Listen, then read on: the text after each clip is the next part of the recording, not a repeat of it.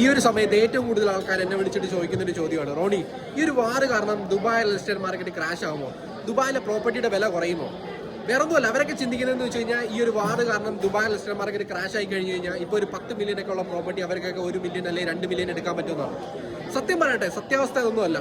മാർക്കറ്റിൽ ഇപ്പോൾ ഏകദേശം 26 ദിവസമായി വാർ തുടങ്ങിയിട്ട് മാർക്കറ്റിന് ഒരു കുലുക്കവും വന്നിട്ടില്ല. ശരിയാണ്, ട്രാൻസാക്ഷൻ വാല്യൂ കുറഞ്ഞിട്ടുണ്ട്. പക്ഷേ ഇവിടെ പ്രോപ്പർട്ടി മേടിച്ചവരാരും പ്രോപ്പർട്ടി വിറ്റിട്ടില്ല. കാരണം അവർക്കറിയാം ഇതിനു മുന്നേയും ദുബായ് ലിസ്റ്റഡ് മാർക്കറ്റിൽ പല പ്രശ്നങ്ങളും വന്നിട്ടുണ്ട്.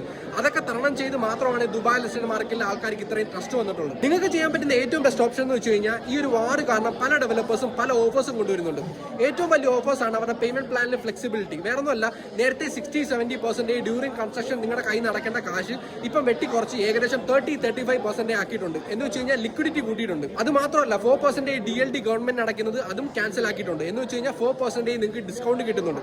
സോ ഇതുപോലുള്ള ഓഫേഴ്സിൽ നിങ്ങളിപ്പോൾ ഒരു പ്രോപ്പർട്ടി എടുത്തു കഴിഞ്ഞാൽ 100% ഞാൻ പറയുവാണ്, വൺസ് ഈ വാർ എൻഡ് ചെയ്ത് കഴിഞ്ഞാൽ Dubai listed market back to track ആവും. ആ സമയത്ത് ഏറ്റവും കൂടുതൽ കാശ് ഉണ്ടാക്കുന്നത് ഇങ്ങനെയുള്ള ഓഫേഴ്സിൽ മേടിക്കുന്നത് നിങ്ങളായിരിക്കും. സോ ഇങ്ങനെയുള്ള ഓഫേഴ്സ് മാർക്കറ്റിൽ എന്തൊക്കെയാണുള്ളത്, ഏതൊക്കെയാണ് നല്ല യൂണിറ്റ്സ് എന്ന് അറിയണമെങ്കിൽ ജസ്റ്റ് ഒന്ന് കോൺടാക്ട് ചെയ്തേരാം.